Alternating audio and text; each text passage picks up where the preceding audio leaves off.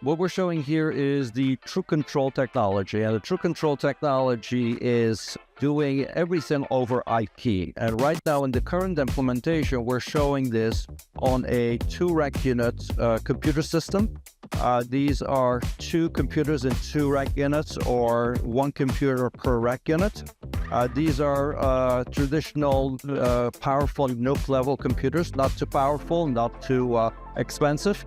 But in here in software, we're running the TrueControl software stack, which has both the playback engine that you can see here that can play content, as well as the LED processing, and all of that stuff is done in software.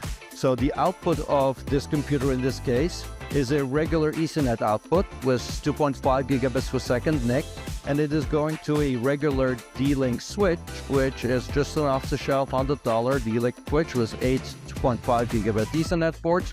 And here what we're showing is the flow of the data from the switch into both the main and backup of the panel, which is a Perform 156 panel with about 38,000 pixels. But it has the full redundancy that we have in our TrueControl protocol.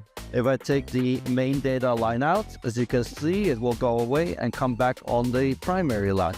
So this is our full IP software stack running only in software.